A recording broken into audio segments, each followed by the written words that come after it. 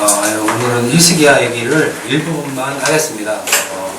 다른 부분들은 나중에 또 시간 있으면 하고, 일부분만 할 것이고, 혹 뭐 더 나누고 싶은 얘기 있으시면 이따 공부하고 태문통 시간에 같이 나누도록 합시다. 출애굽기 15장 26절에 보면은, 이르시되 너희가 너희 하나님 나 여호와의 말을 들어 순종하고 내가 보기에 의를 행하며 내 계명에 귀를 기울이며 내 모든 규례를 지키면 내가 애굽 사람에게 내린 모든 질병 중에 하나도 너희에게 내리지 아니하리니 나는 너희를 치료하는 여호와임이라 라고 출애굽기 15장 26절에 기록되어 있습니다. 또 신명기 5장 10절에 나를 사랑하고 내 계명을 지키는 자에게는 천대까지 은혜를 베푼다라고 말씀하고 있습니다. 또 열왕기상 2장 3절에 내 하나님 여호와의 명령을 지켜 그 길로 행하여 그 법률과 계명과 율례와 증거를 모세 율법에 기록한 대로 지키라.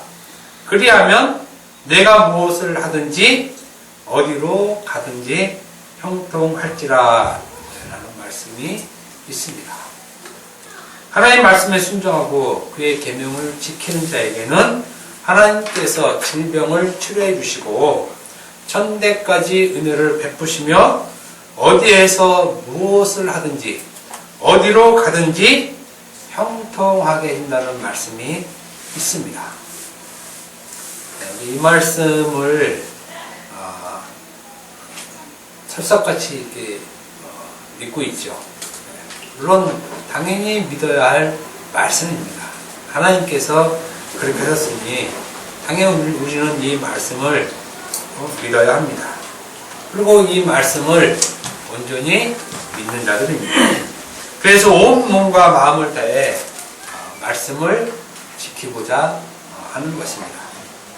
유다 왕 히스기야도 누구 못지않게 말씀을 잘 지켜 행한 왕이었습니다. 그래서 그에게 흥미란 찾기 상당히 어려울 정도로 하나님 말씀대로 살았던 왕입니다. 열왕기와 18장 3절 6절 보면 히스기야가 그의 조상 다윗의 모든 행위와 같이 여호와께서 보시기에 정직을 행하여 라는 말이 있습니다. 또 6절에 곧 그가 여호와께 연합하여 그에게서 떠나지 아니하고 여호와께서 모세에게 명하신 계명을 지켰더라 라고 기록되어 있습니다. 히스기야는 하나님 보시기에 정직을 행하고 계명을 잘 지킨 왕이었습니다. 그의 아버지 아하스는 반면에 각종 우상을 섬겼죠. 이것과 정반대로 히스기야는 하나님을 정직하게 진심으로 또 전심으로 하나님의 계명을 잘 지킨 왕이고, 그래서 그가 왕 위에 올랐을 때 모든 우상들을 다 깨 부셨습니다. 본문 18장 4절에 그가 여러 산당들을 제거하며 주상을 깨뜨리며 아세란 목상을 찍으며 모세가 만들었던 놋뱀을 이스라엘 자손이 이때까지 향하여 분양함으로 그것을 부수고 느후수다이라 일컬었더라 라고 기록되어 있습니다. 히스기야의 행동은 하나님 보시기에 아주 흡족할 만하게 하나님의 계명을 말씀을 잘 해왔던 사람이었습니다. 그렇기 때문에 성경에 그에 대해서 말하기를 그의 전후 유다 여러 왕 중에 그러한 자가 없었더니라고 히스기야를 상당히 칭찬하는 그런 기록이 있습니다. 히스기야 전까지만 해도 유다는 혼합 정도로 가득 찹니다. 가득 차요. 하나님도 섬기고 온갖 잡신도 다 섬겼다고 합니다. 열왕기하 17장 33절에 기록되어 있습니다. 하나님도 섬기고 여러 우상들도 다 들여와서 이스라엘 사람들, 유다 민족들이 같이 섬겼습니다. 그런데 히스기야가 25세에 왕이 올랐을 때 모두 물리치고 제거했으니 그 모습을 하나님께서 보시고 굉장히 흡족해 하셨습니다. 그래서 히스기야를 오늘날로 얘기하면 그야말로 믿음의 사람 그 자체였습니다. 그는 또한 그 당시 최강국인 아수르의 침입을 받았을 때 하나님께 간절히 기도한 왕이었습니다. 자기의 그 절대적 어려웠을 때 하나님께 하나님을 철저히 의지한 사람이었습니다. 하나님께 철저히 의지했을 뿐만 아니라 그의 민족에게도 너희는 하나님만 의지하라고 얘기를 합니다. 역대하 32장 8절을 보면 아수르를 향해서 어떻게 얘기하냐면 그와 함께하는 자는 육신의 팔이요 우리와 함께 하시는 이는 우리 하나님 여호와시라. 반드시 우리를 도우시고 우리를 대신하여 싸우리라. 하매 백성이 유다왕 히스기야 말로 말미암아 안심하리라 라고 얘기를 합니다. 아수르 군대가 예루살렘을 포위합니다. 근데 아수르 군대가 그 당시 그 바벨론보다 애국보다 굉장히 강한 나라입니다. 굉장히 강한 나라예요.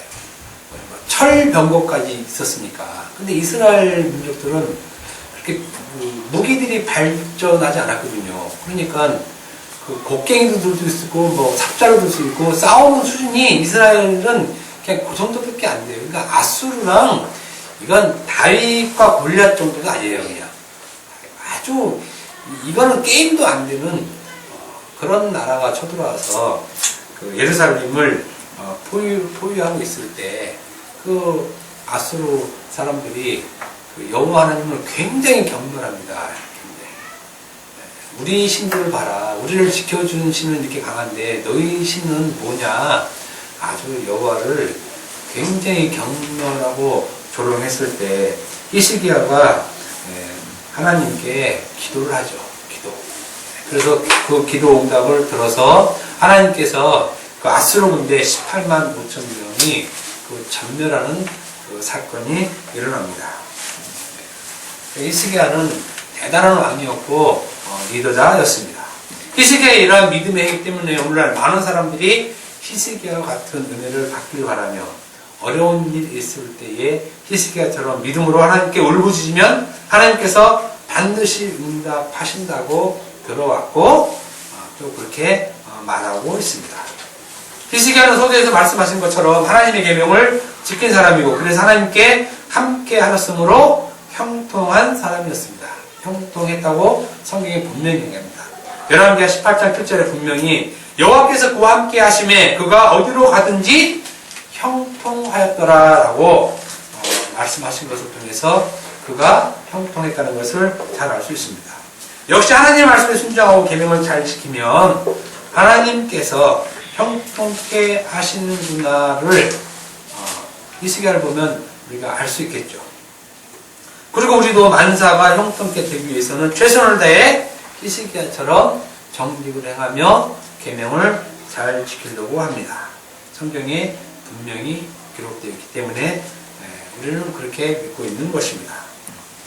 그래서 우리가 히스기야 왕을 보면 아는 것이 사실 현재 우리가 갖고 있는 신앙 수준입니다. 히스기야를 보고 느끼는 그 수준이 오늘날 우리가 갖고 있는 신앙의 수준을 얘기한다는 것입니다. 그래서 히스기야를 보고 느낄 때 그 상태, 그것이 우리의 신앙의 상태를 다 잘 드러내주고 있습니다. 무슨 말이냐면 히스기야를 보고 우리가 깨닫는 것이 뭐냐면 하나님의 계명을 온전히 지키고 정직을 행하면 하나님께서 어렵고 힘들고 정말 우리가 어려울 때 하나님께 부르짖으면 하나님께서 형통케 하신다고 여기고 있는 요 신앙, 요게 우리들이 갖고 있는 신앙 수준이라는 것입니다. 요 수준에 딱 머물고 있습니다. 우리가 어렵고 힘들 때 하나님께 믿음으로 구하면 하나님께서 형통케 하신다. 이것이 대부분 많은 사람들이 이 수준에 가 있습니다. 이것을 우리는 히스기야의 이야기를 통해서 깨닫는다는 것이고, 그렇기 때문에 나도 열심히 하나님의 계명을 잘 지키고 정직하게 말씀대로 살아야겠다라고 마음 먹는 것이 오늘날 기독교인의 전형적인 신앙의 그 수준이라고 얘기하는 것입니다. 한마디로 말씀 잘 지키면 자신의 일이 만사에 형통하니까 계명을 지키는 것입니다. 이스라엘이 온갖 잡신들을 다 들여와서 하나님 섬기고 잡신도 섬겼을 때의 수준과 오늘날 그 하나님을 믿는다고 하는 사람들의 수준과 똑같습니다. 똑같아요. 전혀 다르지 않습니다. 이들에게는 하나님을 섬기던 무당 잡신을 섬기던 그것은 중요한 것이 아니라 중요한 것은 자신이 형통케 되는 것의 중요성을 보고 있습니다. 그 당시 이스라엘 사람들이 바보 아니에요. 섬기면 하나님만 섬기면 되지 여러 그 잡신들을 다 섬길 이유가 없었거든요. 근데도 섬깁니다. 여러분 열왕기하 16장 17장 이렇게 보면은 다 들어와요. 신이라는 신은 다 들어와서 섬깁니다. 섬기는 이유가 자신들이 형통케 되기 위해서 섬기는 것입니다. 자신을 형통케 하는 신이 바로 하나님이라는 것입니다. 하나님. 자신을 형통케 하는 것이 하나님, 이게 오늘날 우리가 갖고 있는 생각이잖아요. 그리고 이것이 하나님이라고 섬기는 자들이 오늘날 기독교인 것입니다. 그런데 이것은 하나님을 섬기는 것이 아니라 자신을 형통케 하는 하나님을 믿는 것인데 이것이 바로 우상이라고 여러 번 말씀드렸죠. 여러 번. 자신이 형통케 하기 위해서 하나님의 말씀을 행하고 있는 것이고 이것을 히스기야를 통해서 확신하고 있는 것입니다. 이것 봐. 히스기야를 보니까 하나님이 형통케 하시잖아. 그것도 분명히 성경에 형통케 하셨다고 얘기하잖아. 라고 아는 것입니다. 그래서 히스기야처럼 하자. 또 히스기야처럼 살자. 히스기야처럼 행하자라고 하는 것입니다. 이것 그 외에 그 설교 내용이 거의 없습니다. 없어요. 물론 저도 뭐 특별하게 다르게 설교할 건 아니지만 요거 외에는 설교할 줄 모릅니다. 오늘날 목사님들이 요 수준 외에는 설교할 게 없어요. 할 게 없어요. 그래서 저도 사실은 이렇게 히스기야처럼 어렵고 힘들 때 하나님께 눈물로 기도하고 계명 잘 지키고 정직을 행하고 온몸을 다해서 하나님을 섬기면 여러분 하나님이 형통케 하십니다. 이러면 그냥 되는데 이 성경 얘기가 또 그게 아니잖아요. 그게 아니에요. 그러니까 그렇게 하고 싶어도 사실 못해요. 근데 목사님들을 뻔뻔해요. 뻔뻔해요. 그런데 어떡합니까? 하나님의 계명을 잘 지키고 정직하며 형통하게 한다고 했는데 그리고 그런 하나님을 확실히 믿고 있었는데 오히려 형통하기는커녕 오히려 이제 병에 걸려 죽게 되었다는 것입니다. 히스기야 얘기입니다. 히스기야. 성경 말씀에 분명히 하나님의 계명을 잘 지키면 치료해 주시고 천대까지 은혜를 베푸시고 형통케 한다고 분명히 얘기하잖아요. 우리도 분명히 믿습니다. 확실히 믿어요. 그런데 히스기야가 지금 그렇게 살았어요. 그것도 왕으로. 굉장히 어려운 삶을 산 겁니다. 히스기야가. 왜냐하면 자기가 위에 올랐을 때 그 환경은 다 우상을 섬기는 종교 그 지도자들이 많잖아요. 여러 가지. 근데 그런 그 세력들을 물리치려면 굉장히 어렵습니다. 굉장히. 가령 오늘날 우리 믿음 좋은 이 무슨 대통령이 그 예수를 믿으니까 불교 때려치고 원불교 때려치고 뭐 이렇게 해봐요. 그 피바람입니다. 피바람. 굉장히 종교개혁하는 게 세상에서 제일 어려워요. 제일 어려워. 뭐 부정부패 척결하고 이런 거는 그렇게 어려운 거 아닌데 종교 이거 척결하는 게 제일 어렵습니다. 근데 히스기야는 25살 때 한참 나이 사실 뭔지 이렇게 잘 모르는 나이에 이것을 행했다는 것입니다. 그리고 그 나이에 하나님 보시기에 정직을 행하고 계명을 잘 지킨 왕이었습니다. 그런데 이런 히스기야가 병에 걸려 곧 죽게 될 것이라고 얘기를 하는 것입니다. 그러니 생각이 있으면 한번 해보시라는 얘기입니다. 과연 형통한 것이 무엇인가? 혹자는 말하기를 그래도 기도해서 히스기야가 15년 더 살았으니까 형통한 거라고 그렇게 무책임하게 얘기하는 사람이 있습니다. 그런데 히스기야가 이사야에게 말 들었을 때가 너 곧 죽을 거니까 집에 가서 예언하고 니네 집 정리해, 이렇게 이 말을 들었을 때가 39세입니다. 39세. 이사야서 38장 9절 이하에 보면 히스기야가 이런 기도를 합니다. 10절에 내가 말하기를 나의 중년에 수월의 문에 들어가고 나의 여생을 빼앗기게 되리라 하보다 라고 하며 자신의 비통함을 말하고 있습니다. 수월의 문에 들어간다, 이런 말을 합니다. 굉장히 고통스럽다는 거죠. 입장 한번 바꿔 생각해 봅시다. 여러분 같으면, 혹은 여러분이 자녀, 또 손자, 손녀가 사망 선고를 받고 앞으로 15년 더 살 거야 그러면 형통한 것입니까? 훈이가 지금 이제 9살인데 하나님의 은혜를 베풀어서 15년 더 살 거야 그러면 24살에 죽을 건데 그게 은혜냐고. 나이 80에 15년 더 살 거야, 은혜죠. 그게 은혜죠.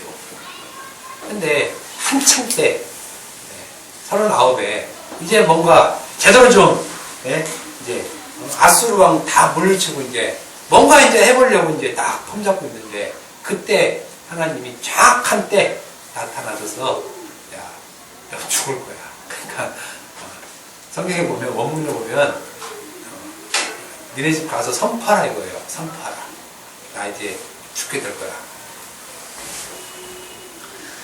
하나님 말씀대로 이제 형통케 될 줄 알았는데 느닷없이 몸에 종기가 나고 곧 죽게 될 거야 라고 얘기를 하고 있습니다. 욥 얘기랑 좀 사실은 비슷해요. 욥의 얘기가. 그런데 너는 집을 정리하라. 내가 죽고 살지 못하리라 라고 말씀하시는 것이 형통이냐 저주냐 여러분들이 판단하셔야 돼요. 그래서 제가 문자 보냈죠. 읽어보라고. 물론 15년 더 산 게 형통이라고 얘기할 수 있습니다. 반대로 어떤 사람은 저주로 얘기를 들을 수도 있습니다. 근데 제가 볼 땐 또 우리가 생각하는 형통은 분명히 아닌 것입니다.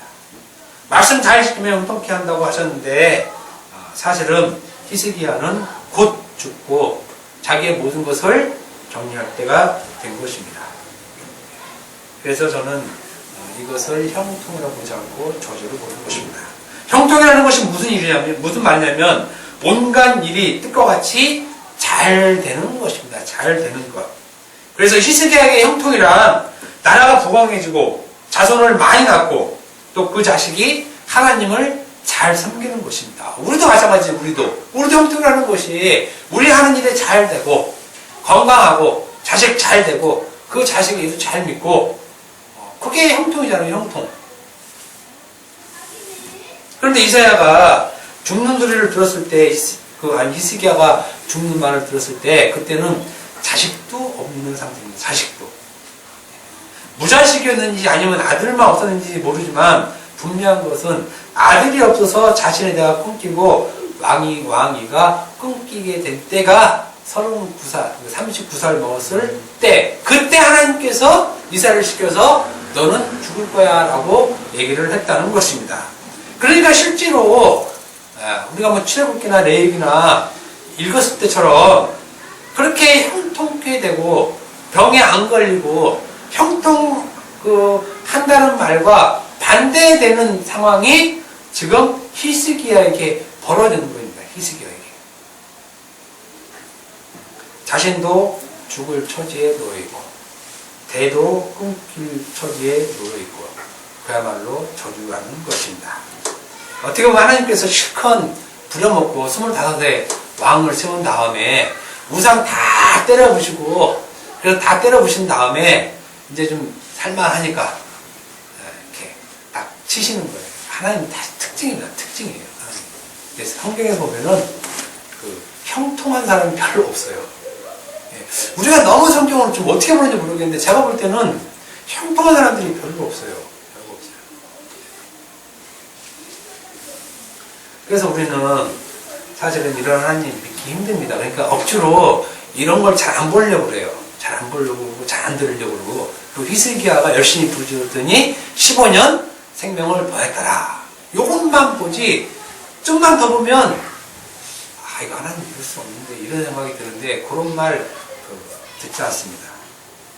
히스기야 자신도 받아들이기 힘들었습니다. 그래서 그 말을 듣는 순간 히스기야가 기도를 합니다. 그러니까 히스기야가 그 죽는다는 말을 들었을 때 열왕기하 20장 2절에 이렇게 기도합니다. 히스기야가 낫을 벽으로 향하고 여호와께 기도하여 이르되 여호와여 구하오니 내가 진실과 전심으로 주 앞에 행하며 주께서 보시기에 선하게 행한 것을 기억하옵소서라고 히스기야가 심히 통곡을 합니다. 통곡을 해요. 이게 무슨 말이냐면 이게 지금 믿음으로 기도하는 내용이 아니에요. 물론 저만 그렇게 보는지 모르겠는데 세상에 이렇게 할 수는 없다는 얘기를 하는 겁니다. 자기한테. 하나님 지금 나한테 왜 이렇게 합니까? 지금 이거 항의하고 있는 거예요. 항의하고 있는 거.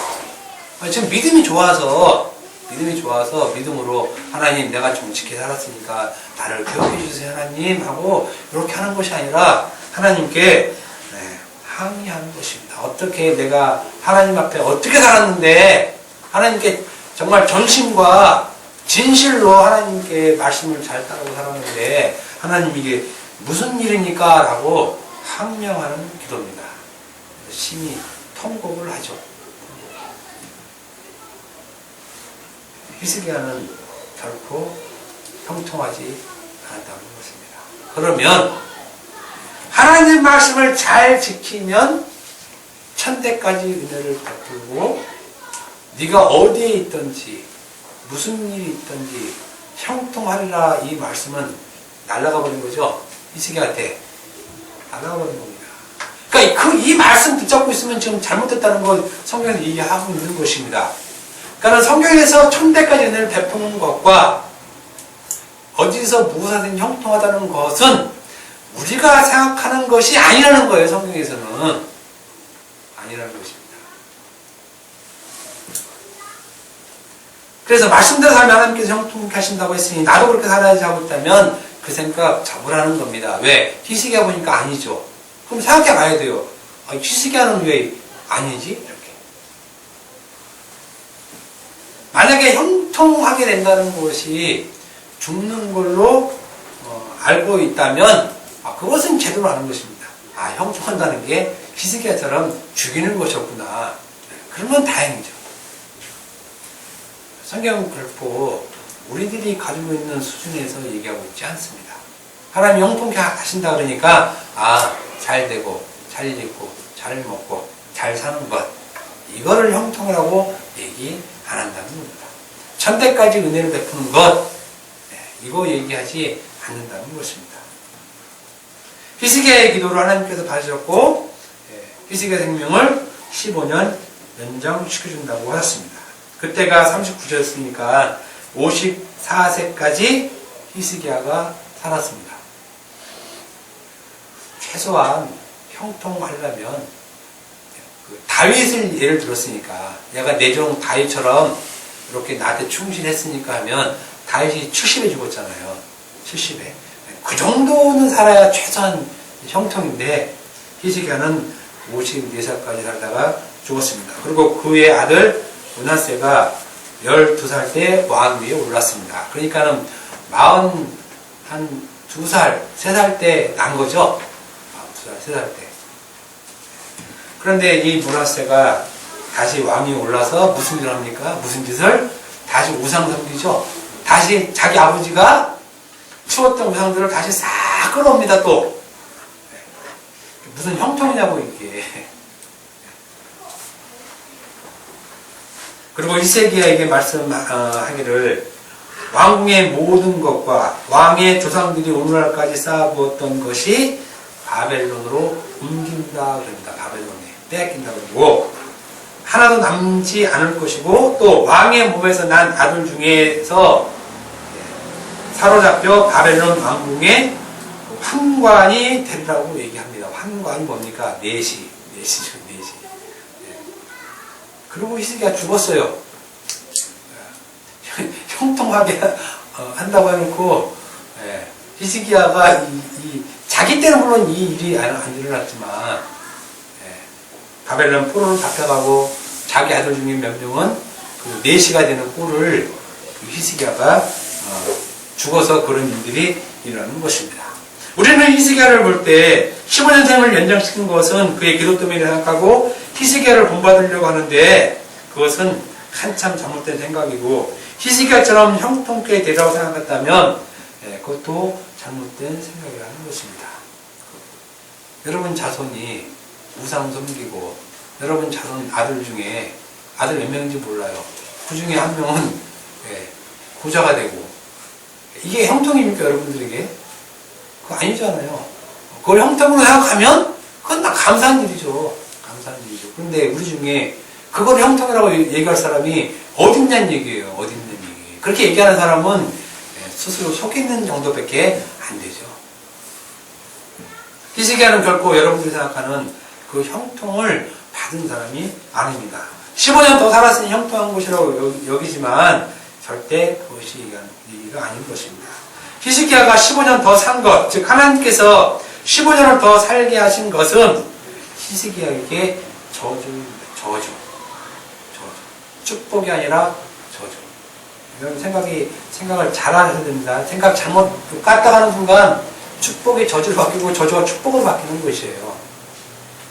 우리는 히스기야가 죽게 되었을 때 눈물로 기도하고 하나님께 전심으로 봉사하고 진실되이 살았으니까 하나님께서 히스기야에게 15년 더 살게 주게 했으니 살게 해준 그것이 은혜라고 여기고 축복이라고 여기고 자기도 그렇게 살게 해달라고 손 높게 울부짖는데 이것은 철저하게 성경을 잘못 오해하고 그릇되이 들었기 때문에 그런 생각을 하고 있는 것입니다.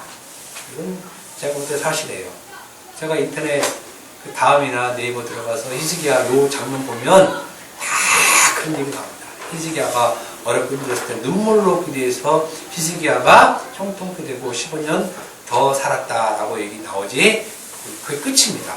그게 끝. 없어요. 그 외에 뭐 참조할 책도 없고 뭐 설교도 없고 아무것도 없습니다. 그러니까 그만큼 설교를 안 했다는 거예요. 여기에 대해서. 속은 겁니다. 속은 거. 여러분들이 다시 한번 열왕기 16, 17, 18 그 다음에 역대하 32장 이사야서 39장을 한번 잘 보세요. 보고 또 보고 보고 또 보고 보고 또 보고 한번 해보세요. 그래서 거짓말 하지 말라고 지난주에 얘기를 하죠. 거짓말 하지 말라는 거예요. 거짓말 하지 말라는 것. 이런 내용인데 이런 내용. 그 거짓말로 여러분을 사망의 길로 인도한다는 것입니다. 히스기야가 축복받았으니 여러분들 히스기야를 본받고 히스기야 믿음처럼 사세요 그러면 그 말이 저주인 거예요. 저주. 그것은 완전히 하나님 말씀을 거꾸로 듣는 것입니다. 그러니까 우리 설교를 보면 다 거꾸로 해요. 거꾸로. 거짓말을 참말로 들어왔으니 하나님을 거짓것 우상으로 믿는 것이고 오히려 그 우상을 더 좋아하고 있는 것이고 그리고 여전히 하나님을 황금소로 믿고 있는 것이 오늘날 교인들이에요. 교인들. 믿는 사람들이 아니라 그냥 교인들, 그냥 교회만 다니는 사람들. 히스기야처럼 은혜를 내려 주옵소서. 그리고 나의 생명을 연장시켜 주옵소서. 이렇게 내 생명을 연장시켜 주면 내가 주의 뜻대로 살겠습니다. 이런 사람들이 기도원 가면 그냥 미어 터져요. 미어 터져. 히스기야처럼 내 생명을 연장시켜 주면 내가 그 보답하고 하나님 살겠습니다. 그런데 히스기야 얘기 들으면 얘기를 제대로 들으면 그 기도 얘기 안 나와요. 그렇게 하나님 내 삶 연장시켜 주면 지금 여기 저주예요. 히스기야한테 연장시켜 준 게 저주라니까요. 축복이 아니라. 그러니까 그런 기도로 그걸 할수록 없다는 것이죠. 우리는 히스기야를 볼 때에 히스기야가 간절히 기도해서 15년 생명을 연장한 것, 15년 자기 생명을 더한 것에 관심을 집중하고 있습니다. 그리고 그가 믿음으로 하나님을 의지하여 간절히 부르짖었더니 그의 생명을 연장시켜 주었으니 우리도 그렇게 하자에만 관심을 갖고 있는 것입니다. 그러니까 히스기야의 모든 내용에서 우리가 유일하게 포커스를 맞춰서 놓는 부분이 15년 연장된 삶에 우리의 그 모든 눈과 귀가 마음이 다 거기에 한쪽으로만 이렇게 싹 몰려 있는 것입니다. 다른 쪽은 안 보이죠, 우리 시야에. 믿음 없는 인간들이 하는 일은 자기 생명에만 관심이 있는 것입니다. 관심이. 그런데 왜 하나님께서 히스기야에게 15년이라는 기간 동안 생명을 연장시켜 주었는지에 대해서는 관심이 하나도 없죠. 여러분만 없는 게 아니라 세상 목사들이 모두가 여기 관심이 없습니다. 관심이 없어요. 왜 그러냐면 답도 안 나와요. 답도. 왜 15년 연장 이따 붙여놓고 얘기할지 모르지만 한번 얘기해 보세요. 답도 없어요. 사실은. 제가 볼 때는. 15년이라는 기간에 대해서는 사실은 큰 의미는 없습니다. 그러나 왜 하나님께서 히스기야에게 39세 때 죽이지 않고 그의 생명을 연장시켰느냐는 관심을 갖지 않는 것입니다.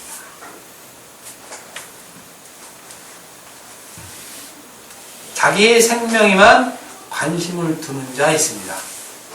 여기는 이게 이제 누가복음 17장 11절부터 19절 나오는 문둥병자 얘기 나옵니다. 문둥병자 얘기. 자기가 죽게 되었는데 살아난 것에 관심을 갖게 된 것의 그 표본을 예수님께서 누가복음 17장 11에서 19절까지 그 문둥병자를 이용해서 얘기하고 있습니다. 문둥병자 10명이 예수님에게 이런 말을 합니다. 예수님 우리를 불쌍히 여기소서. 하지만 하니까 예수님께서 하시는 말씀이 그래 가서 제사장에게 너희 몸을 보여라 라고 말씀을 합니다. 그러니까 문둥병자에게 지금 너는 가서 제사장에게 네 몸을 보여라 라고 얘기를 하고 있는 것입니다. 사실 아직 낫지도 않은 상태거든요. 근데 문둥병은 반드시 자기 병을 나았다는 것을 제사장에게 보여야 되는 거잖아요. 보여야. 근데 이 사람들이 가다가 나왔어요. 가다가. 그런데 9명은 다 가고 그 중에 한 사람만 하나님께 영광을 돌리고 돌아와서 제사장에게 안 가고 예수님에게 온 예수님에게. 그리고 와서 보니까 이 사람이 누구냐? 사마리아 사람. 개만 왔습니다. 개. 이스라엘 사람 9명은 그냥 가버리고 개 한 마리만 왔어요. 개 한 마리만. 아, 이분이 제사장 되시는 분이시구나 라고 자기 몸을 예수님께 보이죠. 자기 몸을. 성경에는 의인이 예수님께 절대 못 와요. 개만 와요. 내가 개입니다 하는 사람만 예수님께 오게 돼 있어요. 그러니까 그 바리새인 서기관 제사장들 나는 말씀을 지켰습니다 하는 사람들은 절대 올 수가 없는 것입니다. 예수님께서 10사람이 다 깨끗함을 받았는데 그 9은 어디에 있느냐라고 물으시고 이 이방인 외에는 하나님께 영광을 돌리러 돌아올 자가 온 자가 없느냐 하시고 그에게 일어나 이르시되 가라 내 믿음이 너를 구원하였느니라 라고 말씀을 합니다. 10명 중 9명도 병 고침 받았는데 그들은 그것으로 끝났어. 그러니까 병 고치고 문둥병 고치고 지옥 보내는 곳이에요. 이것이. 그러니까 우리가 예수 믿는다고 내가 기도를 해서 병 나았다. 이게 은혜가 아니라는 겁니다. 이게 은혜가. 병 나았으면 그것이 하나님의 은혜니까 내가 앞으로 하나님의 은혜로 내가 살겠다. 자칫 잘못하면 그 병 낫게 하고 그것으로 끝낸다니까요. 이게 성경에 보여주는 것이에요. 그것이 한 사람만 예수님이 하신 일을 하는 거죠. 예수님이 하시는 일. 한 사람만 합니다. 한 사람만. 그러니까 병 고치는 일에 목적이 있는 것이 아니라 그 문득병자로 하여금 죄를 씻어줄 자, 자기 같은 문득병자의 그 더러운 죄를 씻어줄 자는 예수님 한 분밖에 안 계시구나. 그거 아는 사람은 그 문득병 하나였다는 것입니다.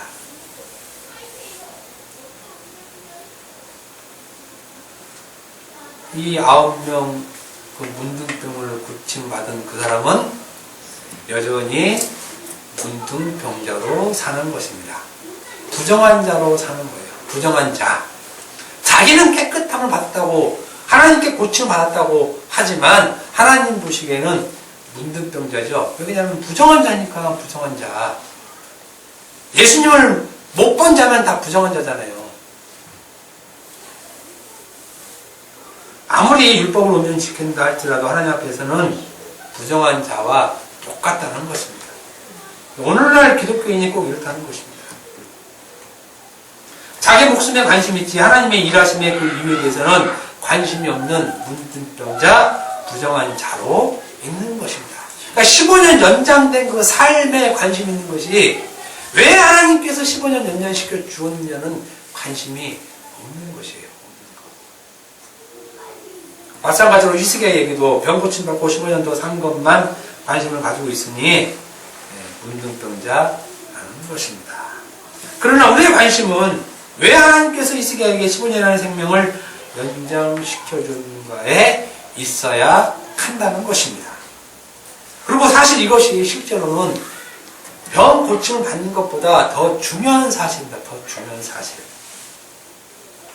이것을 한번 보자는 것입니다.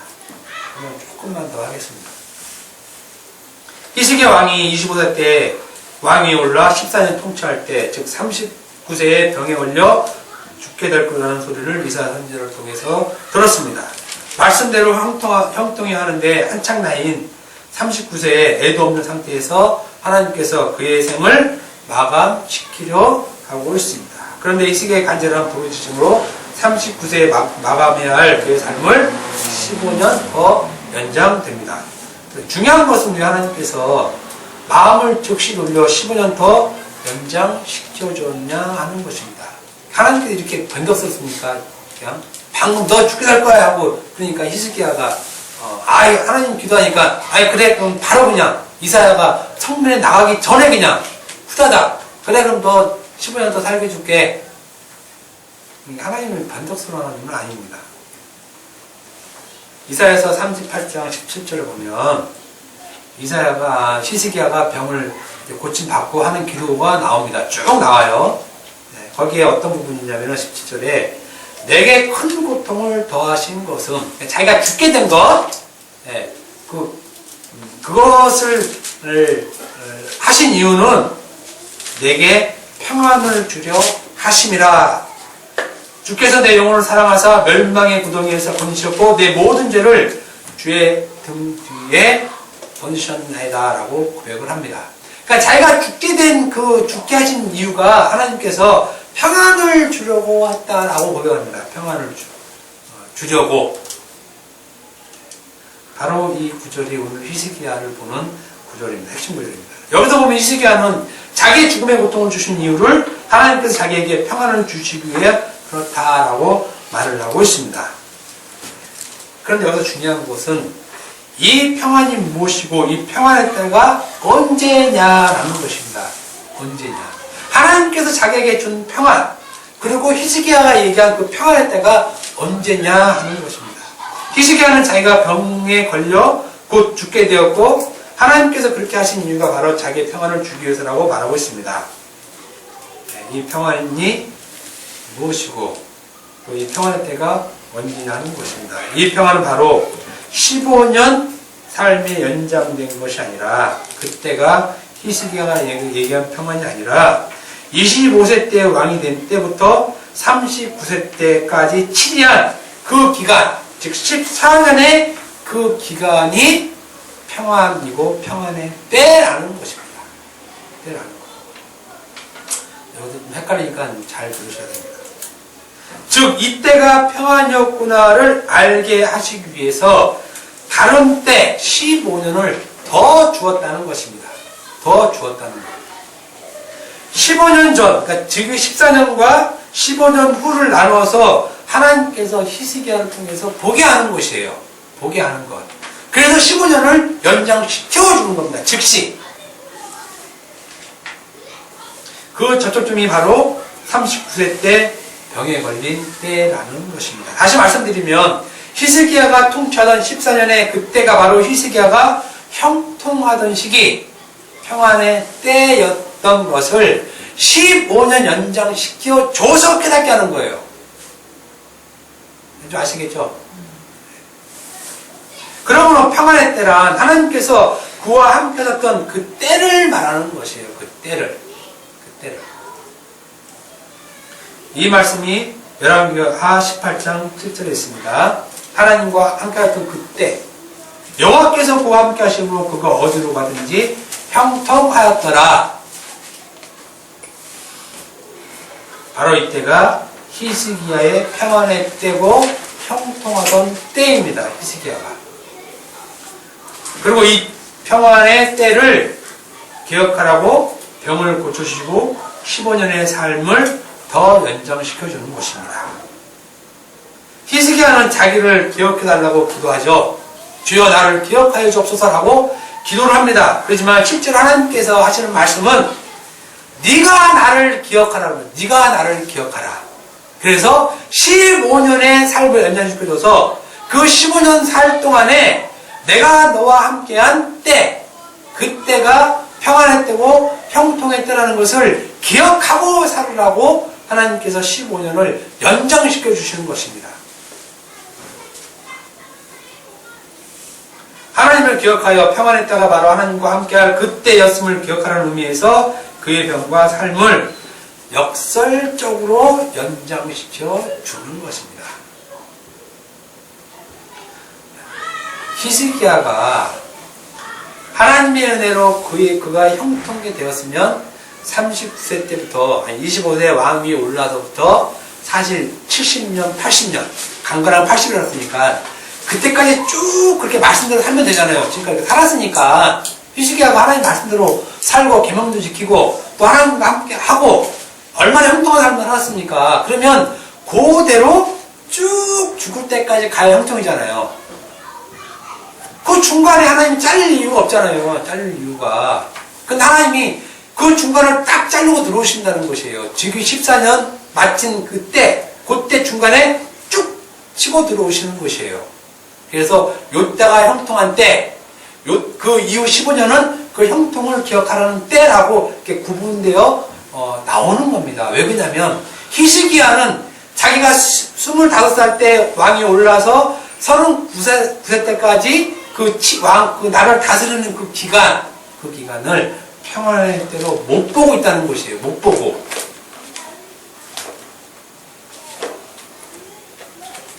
그렇기 때문에 그 기간이 평안이라는 것, 형통의 때로 못 보기 때문에 히스기야가 하나님께 항의성 기도를 한 것입니다.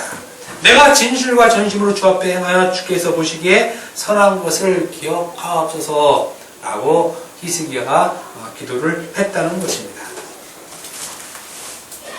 히스기야는 39세 때의 삶이 진정한 평안이었음을 모르기에 이런 기도를 했던 것입니다. 우리도 마찬가지예요. 사실 우리도. 바울도 비슷한 경우가 있죠. 바울도. 고린도후서 12장 8절에 10절 보면 자기 몸에 사단의 가시가 있으니까 하나님 이것을 빼주옵소서 그렇게 얘기합니다. 또 3번 그냥 딱 3번이 아니라 한 번 하고 2번 하고 3번이 아니라 충분히 하나님께 기도한 거죠. 저 바울도 자기 몸에 육체의 가시가 있는 것에 대해서 이것을 떠나게 해달라고 3번 간구하는데 하나님이 멋있는 말 하죠. 한마디. 내 은혜가 내게 족하다. 이걸로 끝입니다. 더 이상 바울도 기도 안 합니다. 왜 그러냐면 지금 네가 갖고 있는 게 은혜야. 형통이고 평안이야. 요거 한마디 하면 요거 한마디.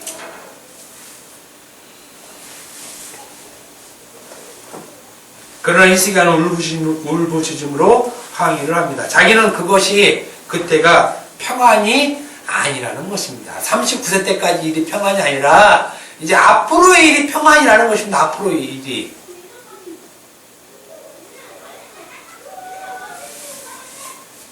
그래서 하나님께서 히스기야에게 그럼 네가 원하는 평안, 네가 바라는 평안 줄게 하고 병 고쳐주고 생명을 15년 연장시켜 주었는데 이 연장이 히스기야에게는 저주가 되었다는 것입니다.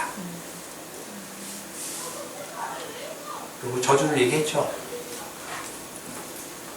왜냐하면 병을 고쳐주고 생명을 연장시켜 주었지만 이것으로 뭐가 드러나냐면 히스기야의 교만이 드러납니다. 그전에는 없었어요. 교만이. 하나님 말씀 잘 따르고 말씀 지키고 하나님 보시기에 정직을 행하고 계명을 잘 지켜 하나님이 함께 하시는 그 기간을 때를 보냈는데 병을 고침받은 이후에 무엇이 나타나냐면 교만함이 드러냈다는 것입니다. 이것이 역대하 32장 24절에 25절 보면 나옵니다.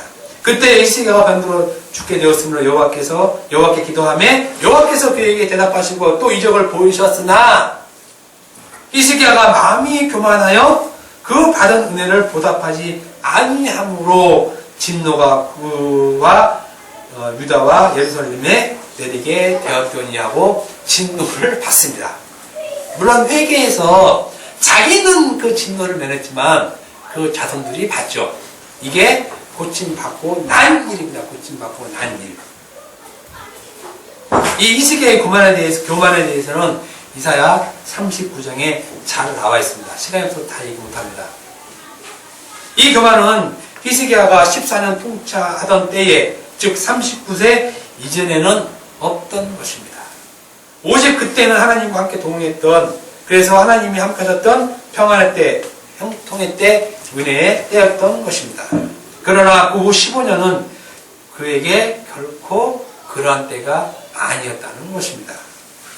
교만의 때로 시작한 것이 병을 낫게 하고 15년 더 생명을 연장시켜준 그때였고 그것 때문에 그의 나라와 그의 아들들은 바벨론의 포로가 되었던 것입니다. 그의 15년 연장의 삶은 결코 그래서 형통했다고 볼 수 없는 것입니다. 그래서 하나님께서 살려두시고 죽이는 것입니다. 하나님의 특징이죠. 살려두시고 죽이는 것. 그러니까 우리가 내가 어떤 일에 있을 때 그 일을 해결해 달라고 하는 이 일이 그 사람에게는 저주가 되는 일이 성경에서는 너무 사실 많아요. 그러므로 15년의 연장된 삶을 통해서 그의 그의 전의 삶, 즉 하나님께서 자기와 함께한 그때가 바로 형통이었고 평강의 때임을 기억하라고 하나님께서 그에게 15년 생명을 연장시켜 주신 것이라는 말씀입니다. 이것이 하나님께서 일하시는 방법이고 말년의 히스기야도 이것을 인정합니다. 그래서 여호와의 말씀이 옳소이다 라고 이사야서 39장 8절에 말씀하고 있습니다. 사실 히스기야는 39살 그때 죽는 것이 평강입니다. 그러면 자기 나라도 잘 되고 자손도 형통하는 것이죠. 형통하는 것. 그리고 그때가 진정으로 평강의 때, 형통의 때였음을 히스기야는 알아야 했던 것입니다. 그러나 그것을 알지 못하니 하나님께서 그에게 병을 주고 죽게 하시겠다고 하시고 15년을 더 연장시켜 주어 그것을 깨닫게 하시는 것입니다. 그렇기 때문에 우리는 하나님께 일하시는 방법을 우리는 전혀 예측할 수 없어요. 그래서 성경을 보더라도 잘 봐야 합니다. 잘 봐야 해요. 그냥 하나님께서 계명을 지키면 치료해 주시고 천대까지 은혜를 베푸시고 어디를 가든지 무엇을 형통케 한다고 했으니까 말씀을 잘 지키자 쪽으로 가면 그게 멸망이라니까요. 멸망. 그게. 우리는 그저 히스기야처럼 기도해서 병을 낫고 생명을 연장시켜 주는데 관심이 있을 뿐 하나님의 일하심에 전혀 관심이 없는 자들입니다. 그러니 병 고침받고 생명이 연장되어도 병에 낫고 지옥 가는 것입니다. 지옥 가는 것. 기도원에서 그렇게 수많은 사람이 기도해도 그래서 병을 고침받아도 병 고침받고 지옥 가는 것이에요. 지옥 가는 것. 그러니 차라리 자기 몸 하나 잘리고 그냥 천국에 낫다니까요. 그냥 몸 고침받고 지옥 가는 것보다. 근데 우리는 영원한 거에 대해서 실제로 관심이 없으니까 이 땅에서 이런 짓을 한다는 것입니다. 눈을 하나 빼고 천국 가는 게 나아요. 두 눈 뜨고 지옥 가는 것보다. 병 고침받고 생명이 연장된 것이 결코 하나님의 은혜가 아닙니다. 그 의무를 깨닫지 못하면 그것은 그에게 저주가 되는 것입니다. 그 의무를 깨닫지 못하면. 그래서 듣고 깨달으라 이런 말을 성경에서 자주 하는 이유가 그런 것입니다. 하나님의 일하심의 의미를 모르면 그거 그냥 표면적으로만 병 고친 것, 낫는 것만 보면 또 그것이 하나님의 일로 생각하면 지옥 간다는 것입니다. 9명의 그 문둥병자가 같은 사람입니다. 도무지 예수님의 일하심에 전혀 의미를 두지 않는 자들이죠. 9명이 병 고침 받았는데 그 중에 왜 개만 옵니까? 개. 9명 중에 사실은 8명, 아니 9명이 전부 다 예수님이 나에게 이 병을 고쳐주셨을까? 이거를 진지하게 생각하지 못하고 병 고침 받은 것만 하나님의 일이라고 생각해서 좋아하고 얼마나 그 사람들이 예수님을 간증하고 왔겠어요. 간증하고. 그런데 다 지옥 간다니까 간증하면서 예수님께 돌아온 한 사람만 천국 가는 거예요. 한 사람. 그러니 자기가 병 고침 받고 그걸 예수님이 은혜라고 간증하고 돌아다니고 또 그걸 듣는 것이 듣고 그것이 하나님의 은혜라고 하는 그 모든 사람들이 전부 다 사실은 멸망받는 것입니다.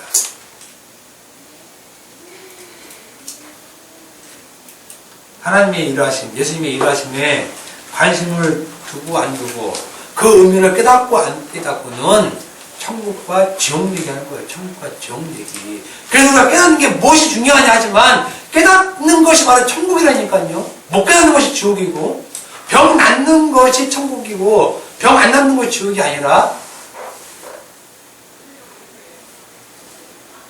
병 낫고 삶이 연장되는 것이 능사가 아닙니다.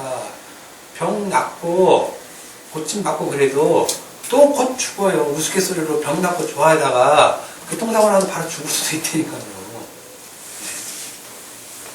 예수님께서 진리의 말씀이심을 믿는 우리들은 이미 삶을 우리의 생명을 하루하루 연장되는 삶을 연장시켜주는 삶을 지금 우리는 살고 있잖아요. 사실은 히스기야 같은 일을 우리는 지금 경험하고 있는 것이에요.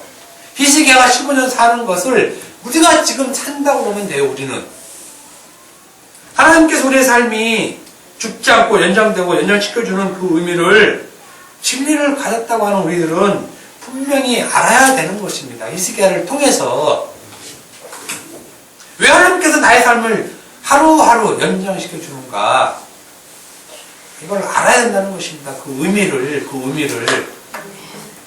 예수 그리스도를 진리로 가지고 있지 않는 자들의 삶은 간단합니다. 지금 자기가 사는 것이 평안으로 알고 자기 육으로 살죠. 그래서 하루하루 무엇을 먹을까, 마실까, 입을까의 삶의 연속으로 사는 것입니다. 근데 예수 믿는 사람들은 아니잖아요. 무엇을 먹을까? 그것이 맞나 얘기하는지 알죠? 영적인 진리의 말씀. 마실까? 그것도 마찬가지잖아요. 생명수 예수님, 예수의 말씀. 입을까? 예수님의 옷. 그러니까 우리의 관심은 이거예요, 이거. 그런데 그렇지 않은 사람들은 자기 육의 것, 먹을 것, 입을 것, 마실 것. 이거 고민한다는 것이에요, 이거.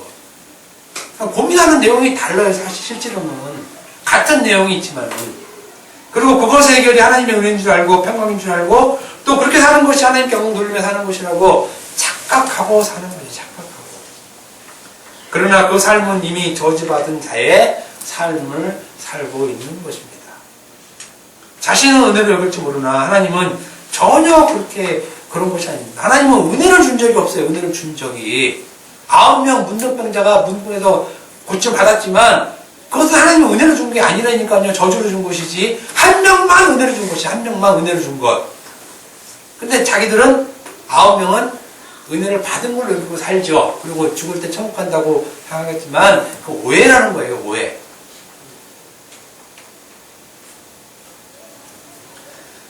그러나 말씀을 진리로 그 마음속에 가지고 있는 자들은 비록 육신이 약하여 육신의 것을 찾을지라도 지금 진리된 그 상태가 바로 진정한 평화의 때, 형통의 때임을 확실히 알고 있는 것입니다. 이 말은 무슨 말이냐면 내가 지금 말씀을 진리 상태로 갖고 있으면 지금 이 상태가 평안의 때고 형통의 때라는 것입니다. 이것 때문에 하루하루를 연장시켜주는 것이에요. 이걸 기억하라, 이걸 기억하라. 그러면 과거도 기억하고 미래도 기억하며 살겠죠. 이 삶이 성도의 삶이고 하나님과 동행하는 삶이에요. 하나님과 동행하는 삶. 말씀을 지키고 가는 게 동행하는 삶이 아니라 말씀을 진리로 갖고 있는 그 상태, 이 상태가 하나님이 지금 동행하고 있다는 것입니다. 이것으로 하루하루를 사는 것이라는 말씀입니다. 고린도후서 1장 1절에 보라 지금은 은혜 받을 만한 때요 보라 지금은 구원의 날이다. 이 날을 갖고 사는 거, 이 날을 갖고 사는 거, 이게 형통이고 평안이라는 것입니다. 바로 우리가 진리의 말씀된 그 상태를 말하고 있는 것입니다. 예수님의 진리의 말씀으로 그것을 진리로 그 마음에 가지고 있는 삶, 이것이 평강이고 형통인 것입니다. 그때를 매일매일 기억하고 살라고 우리의 삶을 연장시켜 주는 것입니다. 다른 이유 아무것도 없어요. 다른 이유 아무것도 없어요. 그리고 다른 거 영광 돌릴 것도 없어요. 요거 내가 말씀을 그리스도라는 이 말씀을 내 마음속에 진리로 갖고 살고 있구나. 요거를 오늘도 살고 내일도 살면서 기억하며 사는 것입니다. 잘 먹고 못 먹고 못 살고 잘 살고 병 들고 안 들고 이거는 관계없어요. 이거는 하나님이 주신 은혜와는 사실은 관계없어요. 이것이 없는 모든 삶을 하루를 살아도 100년을 살아도 1000년을 살아도 저주고 사망이고 이미 심판을 받고 있는 삶입니다. 이 시계의 이야기는 은혜 받고 생명을 연장한 얘기하는 것이 아니라 그 연장된 삶에서 삶 속에서 지난 세월, 즉 하나님이 함께했던 그 세월이 바로 평안이고 평강이고 형통임을 아버니 15년을 통해서 깨달으라라고 주신 얘기예요. 그러니까 결론 맺고 얘기해요. 지금 우리의 삶이 진리를 갖고 있는 이 상태의 삶이면 지금 우리가 평강의 때, 형통의 때를 살고 있는 것이죠. 내일도 그 생각을 가지고 모레도 그 생각을 가지고 계속 기억하며 살으라는 것입니다. 그것이. 그러면 그것이 하나님께서 우리에게 생명을 연장시켜주는 이유라는 것입니다. 이유라는 것. 요것만 갖고 있으면 우리가 가난에 처든지 부자에 처든지 내일 죽든지 모레 죽든지 어디에 가 있든지 무엇을 하든지 형통이잖아요. 형통. 그게 하나님 말씀이 말한 형통이에요. 어디를 가서 무엇을 하든지 무엇을 놓고 있든지 너는 형통한 자야 라고 얘기하는 것이고 그것에 아멘으로 사는 것이 성도고 교회라는 것입니다. 아멘.